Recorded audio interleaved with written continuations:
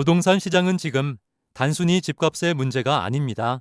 금리와 환율, 세금과 공급, 그리고 인구 이동까지 모든 변수가 동시에 움직이고 있습니다. 이 흐름을 놓치면 올해 부동산 판단은 계속 어긋날 수밖에 없습니다. 먼저 글로벌 변수부터 보겠습니다. 도널드 트럼프 대통령이 케빈 오시 전 연준 이사를 차기 미국 연방준비제도 의장 후보로 지명했습니다. 오시는 대표적인 인플레이션 매퍼로 분류됩니다.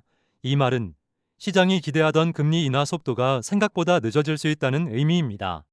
이 신호가 나오자 국제 금융시장은 즉각 반응했습니다. 금과 은 가격이 하락했고 비트코인 역시 큰 폭으로 떨어졌습니다. 반대로 달러 가치는 강세를 보였습니다. 자금이 위험자산에서 빠져나와 달러로 이동하고 있다는 신호입니다. 달러 강세는 한국 경제에 부담으로 작용합니다. 원달러 환율 변동성이 커지면 수입물가 압력이 다시 살아납니다. 물가가 불안하면 한국은행은 금리를 쉽게 내릴 수 없습니다.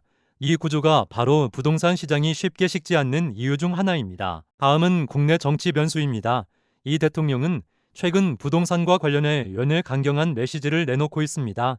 이번이 마지막 기회가 될 수 있다는 발언까지 나왔습니다. 이런 발언은 시장에 신호를 줍니다.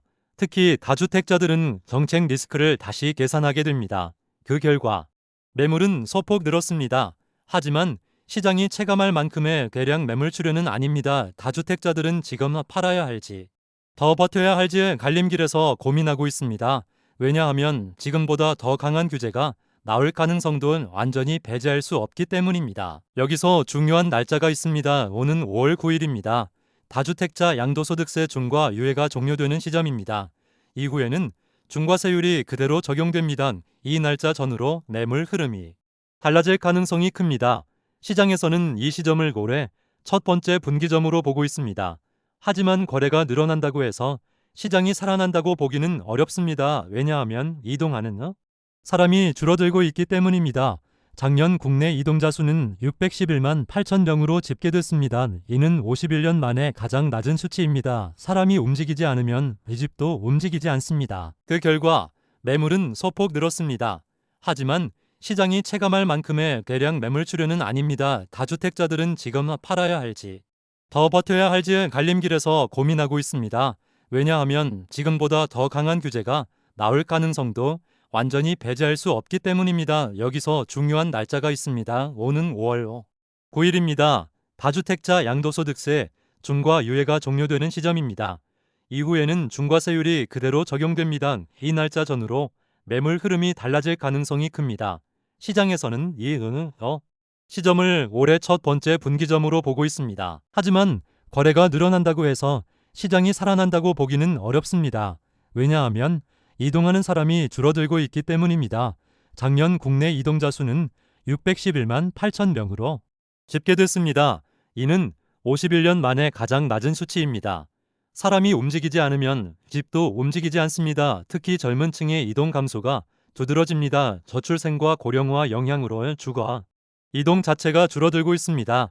서울은 36년째 순유출 상태를 이어가고 있고 세종시는 출범 이후 처음으로 순유출로 전환됐습니다. 도시의 성장 공식이 바뀌고 있는 겁니다. 이런 상황에서 대출 시장에도 변화가 예고돼 있습니다.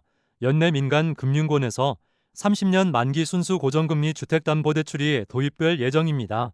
정책 모기지를 제외하면 사실상 처음입니다. 하반기 출시가 예상됩니다.